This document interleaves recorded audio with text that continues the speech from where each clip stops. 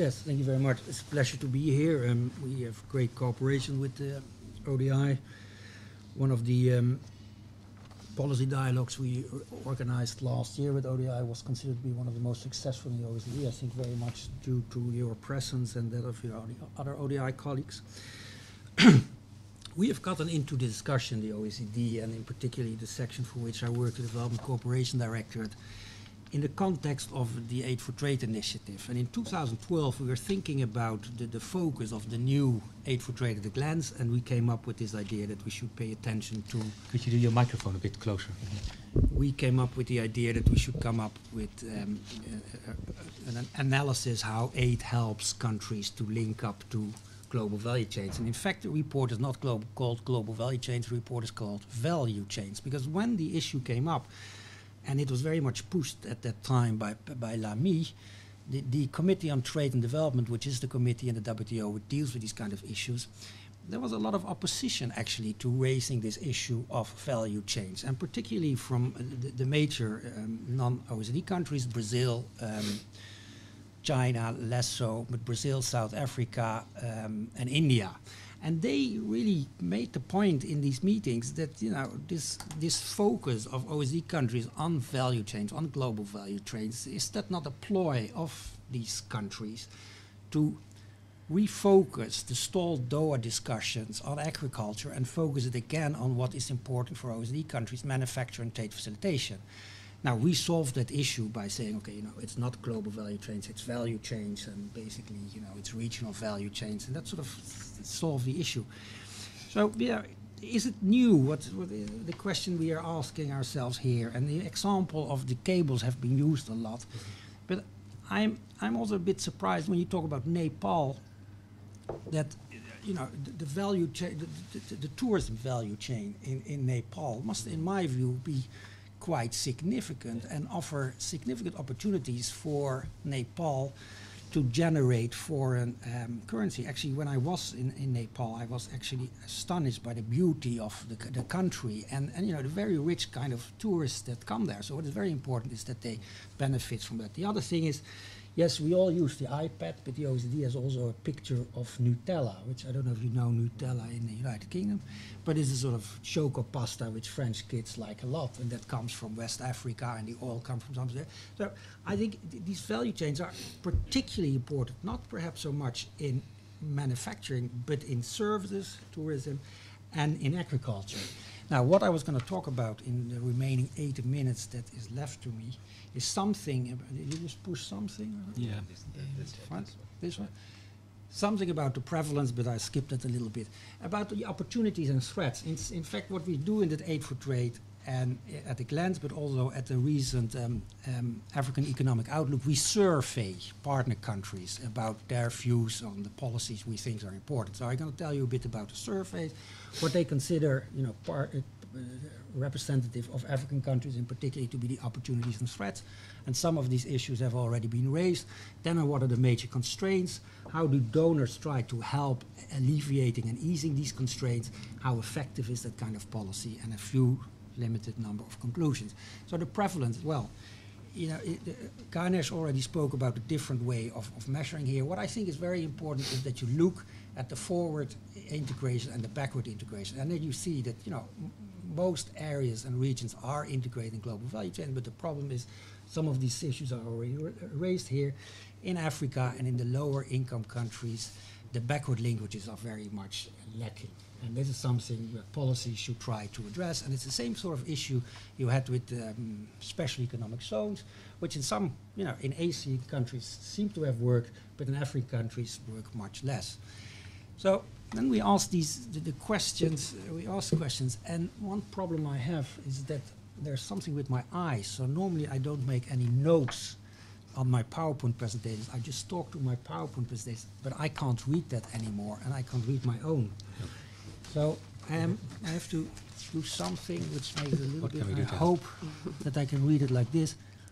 And I can read it on that, but that looks a bit weird as I talk. Well, let me see what I can.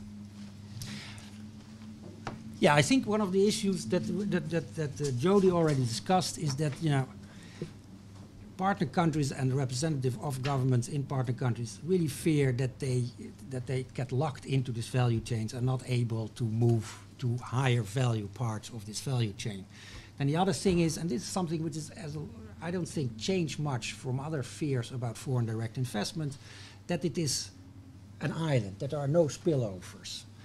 Then you have the issue which they fear, which Kanis also spoke about, that when you integrate, you are more exposed to shocks, external shocks. You have less room for your own governance structure, your own policies, and it's the fear that linking up to this value chain will erode your social policy, will lead to low-paid jobs, which in a way, is very surprising, because also what Jody said, that these foreign these foreign firms that have small and medium-sized enterprises participating in their value chain, they are really, there is a lot of checking whether they adhere to social, corporate social responsibility. So I find it strange that in a way the representative from partner countries are afraid that the presence of foreign direct investment and global value chains undermines their social structures. But that's what they fear anyway. Then, oh listen, I was talking about the wrong one. Sorry, this is the opportunities, and I was talking about the threats. My apologies. Something happened to my eyes. Anyway, this is what I was talking about, the threats, and not the opportunities. The opportunities are a bit the opposite of the threats. So let me go on then. Sorry about it. What I find very interesting is that, yes, partner countries and representative partners countries, and these are official representatives, so ministries of trade, ministries of economic development, ministries of finance, they all think that global value chains do offer a serious opportunity for economic development, a path towards development. And interesting enough is also that 2/3 of these of the surveyed countries in Africa particularly do have strategies nowadays that take specific account of global value chains. In for instance, Rwanda, they have 5 strategies for linking Rwanda's agriculture to global value chains. And this is very much linking it with supermarkets here in the United Kingdom. And in a way, they don't need much government support. What they need is, easy access towards international markets. Then we've asked the public sector globally, what are the main constraints? And these constraints don't differ much from what you have mentioned before, Kanes, Jody, and you. It's basically, it's infrastructure. Everybody thinks it is quite important. Then what is quite important is access to finance, to trade finance. It's especially important in the context of GVC, because when you integrate your small and medium-sized enterprises locally, you don't want it to go bankrupt the next day. So you want to be really sure that he has access to finance. But interesting enough, some of these examples of small and medium-sized enterprises integrating global value chain do get much easier access to finance. For instance, Philips, who has these small and medium-sized enterprise in developing countries integrating the global value chain, is able to offer the kind of financing Philips themselves gets to these countries. So yes, it is a problem, but being part of the global value chain then is also a part of the solution.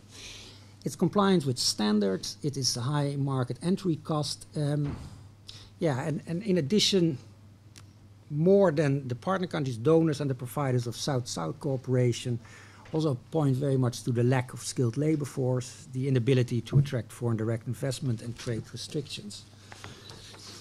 Now, when you look at the private sector, I think, this is wonderful. I should have done this myself. When you look at the private sector, then again, they all rank access to trade finance as their main barrier.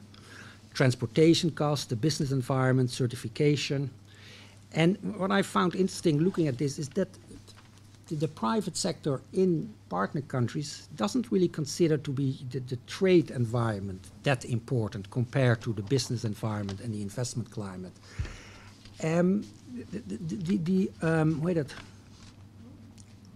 firms in OECD countries still considered to be important. But if you compare these three categories, it's still much less important than the business environment and the investment environment. And this might very well be an explanation why this development, the Doha development round is stalled. I mean, the issues becoming much less important than we actually think they are. Then we asked the priorities of these developing countries in addressing these constraints. And I think there is a bit of a bias in the answers, in the sense that trade facilitation came up very high, but that was at the time when we asked the questions, that in the run-up to Bali, everybody spoke about trade facilitation, and the OECD had econometric studies showing how much benefit, especially developing countries, have about facilitating the trade. The other high priority is value chains. I think it's also because the whole focus of that report was on value chains that it came out so high. But then, it's competitiveness, export diversification, trade policy activities, network infrastructure. These are all the priorities that have been, over the last 10 years that the Aid for Trade initiative has been around, of Aid for Competitiveness, have always been the main areas in which partner countries think they should focus their effort to ease trade and business costs. Donors are actually increasingly spending their money on addressing these kind of constraints. And you see here a graph, and I think they will distribute the graph later on so you can look at it. Actually, I was quite surprised that in 2012 aid increased. I actually expected in 2010, due to the economic crisis, that it would stabilize, and it dropped in 2011. But then it went up again.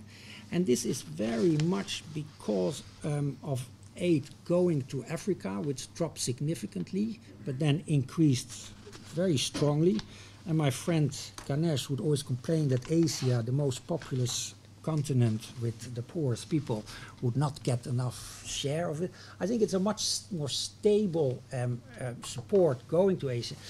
And what actually happened in Africa is that in especially North Africa, to the total of 6 billion, what we normally would classify as other official flows, other official support, which is support that does not adhere to our OECD definition of official development assistance, has been classified as ODA. So if you would extract that 6 billion, then you see that there is, a stabilization of aid going to Africa, to these sectors which are important for economic growth and for global value chain integration, which is economic infrastructure and private sector development. Another, which is positive, another part where these programs are spending increasing amount of money are regional programs. That makes a lot of sense, because if you do trade facilitation, it makes a lot of sense to do it at both sides of the border. Infrastructure is also often very regional.